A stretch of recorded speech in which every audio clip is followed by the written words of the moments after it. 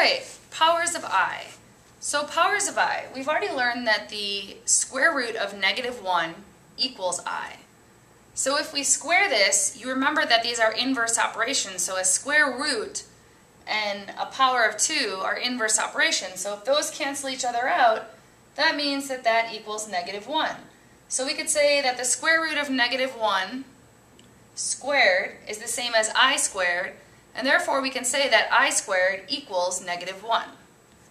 Now, if we take the square root of -I to the third power, we can say that's the same as I to the third, and then we can split it up into two things we already know. So we already proved that I squared equals -1, and we know I to the first just equals I. So now we have -1 times I, or -I. So I to the third is -I. We can use that same pattern that the square root of -1 to the fourth is the same as I to the fourth, which we could split up into I squared times I squared, and we said that those equal -1, so then our answer is 1. Okay, so if you know these four powers, you'll be able to simplify any power of I.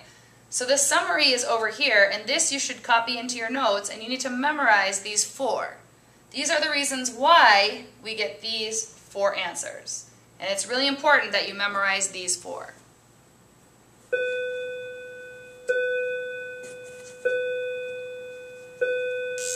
So let's try some examples. All right, so I to the 8th. So if we think about I to the 8th, we could split that up into I to the 4th and I to the 4th. And since we memorized that I to the 4th is 1, that's just 1 times 1, or 1.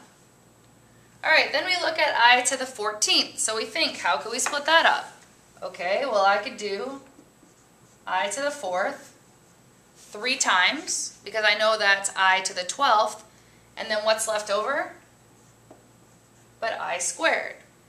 Okay, so I know that I have I to the 12th and I squared, and since these simplify to 1, I just have 1 cubed, or 1, and we said that I squared is -1, so I to the 14th is -1. Okay, let's try this one. So we have this big number, 101. So we want to see, can I split that up into I to the 4th? So if I have I to the 4th 25 times, that gives me I to the 100. So what's left?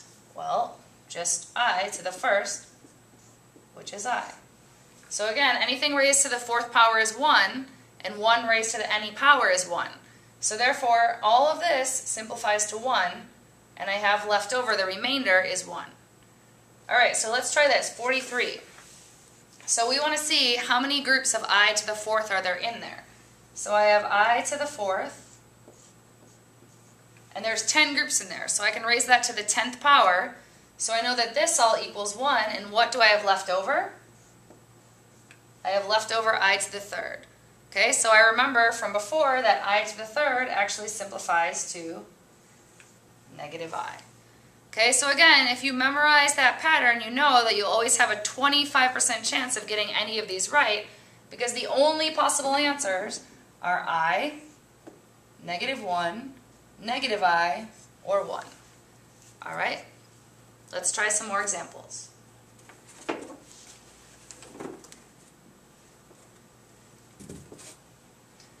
Okay, so now what if we have square roots and we have this? Okay, so I have I to the 3rd. So I know that I to the 3rd simplifies to a -I. However, I know that the square root of -25 simplifies to 5i. So if I multiply these together, I have -5i squared, and we know that I squared is -1, so the answer to this problem is 5. Okay, now let's try this one. Let's try a different method here. So in this one, let's first take out the I. So I have I squared, I take out an I, and then I have root 40. Okay, so now I have I to the 3rd, root 40. All right, now I know that I to the 3rd simplifies to -I, and then I can split this up. So the square root of 4 is 2, so -2i, root 10. And that's my final answer. Okay, so always use those powers, that pattern of I to the first, I to the second, I to the third, and I to the fourth. As long as you know those four, you'll be able to simplify any problem with a higher power of I. All right, let's go to this last one. So first I'm going to take out this I. So I have I to the 10th, and then when I take out the square root of negative 1, I have another I. Okay, then I'm left with the square root of 100. So I have 10 I to the 11th, but it's not simplified if it has a higher power of I. So I'm going to split that up.